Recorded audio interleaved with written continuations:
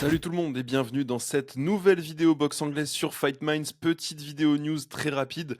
Comme vous pouvez le constater, je suis tout seul parce que c'est une vidéo qui amène pas de débat ni d'analyse technique. C'est vraiment une vidéo news pour vous tenir informé des dernières avancées dans le monde de la boxe, notamment chez les poids lourds.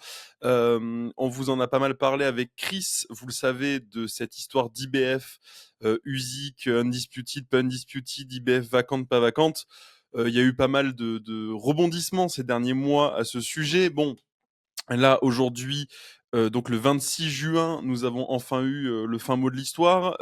Alexander Usyk a rendu vacante sa ceinture IBF, faisant de lui le champion unifié et non plus undisputed. Aujourd'hui, voilà, Alexander Usyk n'est plus undisputed chez les poids lourds.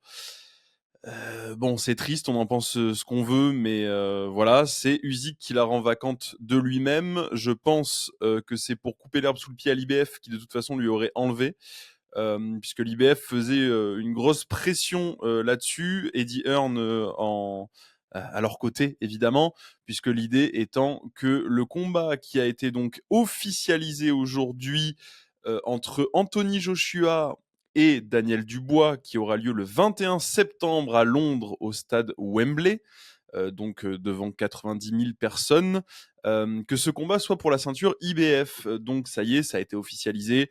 Joshua Dubois pour la ceinture IBF le 21 septembre à Londres. Ce qui complique un peu la situation, mais qui va dans le sens de ce que je vous avais dit lors des nombreuses vidéos qu'on a fait sur l'état de la catégorie poids lourd ou sur la politique avec Chris ou avec Kabir. L'idée étant que si Anthony Joshua prend la ceinture IBF à Daniel Dubois, il devient champion du monde pour une troisième fois, rejoignant Mohamed Ali et consorts, devenant le 6e poids lourd à devenir champion du monde pour une troisième fois.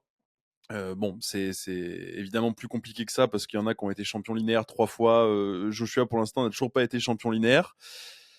L'idée étant de faire un combat évidemment undisputed d'unification contre Tyson Fury en priant pour que Tyson Fury gagne contre Usyk. C'est pas moi, hein, c'est pas moi qui prie pour que Tyson Fury gagne contre Usyk, c'est Riyadh Season, c'est les promoteurs, parce qu'on sait que le méga giga money fight, c'est Fury contre Joshua. On veut pas voir Joshua Usyk 3, on sait, on a déjà vu 2 fois, on a vu 24 rounds, on a très bien vu la différence de niveau. On veut absolument, je pense, tous les gens impliqués dans le monde de la boxe, de toute façon, veulent voir ce Fury Joshua avant qu'il soit vraiment trop tard. Il aurait déjà dû arriver il y a quelques années pour être sûr qu'ils étaient tous les deux dans leur prime. Mais au vu des derniers combats de Joshua et des derniers combats de Fury, on peut espérer qu'ils sont quand même encore dans une forme très largement suffisante pour nous proposer un combat extraordinaire. C'est le méga giga combat, c'est le money fight ultime de la boxe, toute catégorie confondue. Voilà, y a pas de, on peut être d'accord, pas d'accord, il y a pas de débat là-dessus. C'est l'ultra méga giga money fight. Je peux vous garantir que si Fury Joshua est annoncé, les billets sont mis en vente 5 minutes après, le stade Wembley est rempli à ras-bord. Voilà, je vous le dis. On a vu le retour de Fury contre White à Wembley, déjà l'engouement que ça avait créé. On a vu évidemment Klitschko, Joshua, l'engouement que ça avait créé, même Joshua Povetkin, hein, c'était pas mal dans le genre. Donc je vous laisse imaginer un Joshua Fury, ce serait tout simplement extraordinaire. Euh, donc ça c'est pour les dernières news. Donc aujourd'hui officiellement Daniel Dubois a été upgradé, il a été promu du poste de IBF intérimaire. Il était champion IBF intérimaire. Maintenant il est champion IBF officiellement champion du monde IBF. Donc il devient champion du monde en ayant perdu contre le mec qui tenait la ceinture IBF, à savoir Alexander Usyk. Et donc il devient champion du monde sans battre le champion du monde. C'est un des problèmes avec les ceintures alphabet, effectivement, qu'on n'a pas avec les champions linéaires. La vidéo d'explication arrive le tout début août. Voilà, elle arrive tout début août, je vous le dis, et elle est canon. Et vous comprendrez tout après cette vidéo. Je fais un point très rapide, même si évidemment en septembre on vous fera une vraie preview avec Kabir, quelque chose de très sérieux. Là, je vous fais juste Je vous fais juste un point très rapide sur la carte. Ce sera Chamberlain contre Padley, Buatsi contre Hutchinson, Liam Smith contre Josh Kelly, Anthony Kakachi contre Josh Warrington, Tyler Denny contre Hamza Shiraz et donc notre main event Daniel Dubois contre Anthony Joshua. Très très très belle carte. Peut-être un tout petit peu en dessous des standards de ce à quoi on a eu le droit avec la Riyadh Season pour l'instant.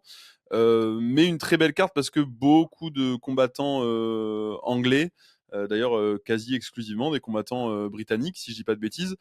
Donc ça va être évidemment un magnifique showdown à Wembley avec quasiment que des locaux, que des Britanniques sur la carte. Donc ça va être canonissime. Il y a des combats magnifiques. Il y a déjà le retour de Kakachi qui a pris la ceinture à Joe Cordina. Donc lors de Ring of Fire, sur la sous-carte de Ring of Fire. Il y a le retour aussi déjà d'Hamza Shiraz. On a une très belle carte. Il y a Smith qui revient. Enfin, on a une très très belle carte. Ça va être une sacrée soirée de boxe. Voilà pour les dernières news. Donc officiellement, ce qu'il faut retenir, c'est que Usyk n'est plus champion undisputed des poids lourds. Il est champion WBA, WBC, WBO et Ring Magazine. Et Daniel Dubois est champion IBF officiellement, le vrai champion IBF, champion du monde, plus champion intérimaire. Et Anthony Joshua contre Daniel Dubois sera donc pour la ceinture IBF lors de leur affrontement à Wembley le 21 septembre 2024. Voilà, c'est tout ce qu'il fallait retenir. Évidemment, ça implique que le combat, le rematch en décembre, pardon, le rematch du 21 décembre de Tyson Fury et Alexander Usyk ne sera plus pour les 4 ceintures, ne sera plus pour le titre Undisputed. C'est dommage, mais je pense vraiment que c'est un move de toutes les fédérations et de tous les gens impliqués, les promoteurs, etc. Je pense que c'est un vrai move qui implique que si Tyson Fury gagne contre Usyk, si Joshua gagne contre Dubois, on a enfin le Joshua Fury et en plus pour les 4 ceintures, ce qui pourrait en faire un des combats les plus regardés, les plus importants, un des plus gros combats depuis un petit moment quand même. Hein. Oui, depuis un sacré moment même. Voilà, je pense que c'est l'idée derrière tout ça, derrière ce bordel politique. Je pense que c'est vraiment de faire Joshua Fury pour l'Undisputed. Évidemment, on n'est pas à l'abri du tout que Usyk gagne le rematch. On n'est même vraiment pas à l'abri que Usyk gagne le rematch parce que je pense qu'il est quand même très favori. Plus favori que lors du premier combat. Joshua est favori contre Dubois, mais on n'est pas à l'abri non plus que Dubois, qui est en train de progresser, qui a quand même battu un Ergovic de façon assez probante, conserve la ceinture IBF, et on n'est pas à l'abri du coup d'avoir un rematch Usyk Dubois. C'est pareil, personne veut voir ça. Donc je pense que et puis on n'est pas à l'abri que Fury gagne contre Usyk et que Dubois gagne et qu'on a un combat Fury-Dubois qui sont en plus chez le même promoteur. Donc combat extrêmement facile à faire. Enfin voilà, c'est un peu le bordel. On voulait vous faire une vidéo courte, on voulait absolument vous en parler dès aujourd'hui puisque tout a été officialisé. Là j'enregistre, la conférence de presse vient de se finir depuis 10 minutes. Vous avez toutes les infos qu'il faut. Évidemment, n'hésitez pas comme d'hab à poser vos questions en commentaire ou à donner votre avis sur cette situation un peu ubuesque comme d'habitude et qui implique qui implique de la politique et du pognon parce qu'on sait que voilà s'il n'y avait pas eu la ceinture IBF en jeu sur ce combat qui va rapporter beaucoup d'oseille, l'IBF aurait pas pris ses 3%, blablabla blablabla. Bon, voilà. Je vous laisse vous faire votre propre opinion. Vous savez déjà ce que j'en pense, à mon avis. Merci à tous d'avoir suivi cette vidéo. On vous revoit évidemment très vite pour le récap de ce week-end extraordinaire avec le retour de Teofimo Lopez contre Claggett et le combat tant attendu entre Estrada et Rodriguez. Je vous dis à très vite. Ciao, bye bye.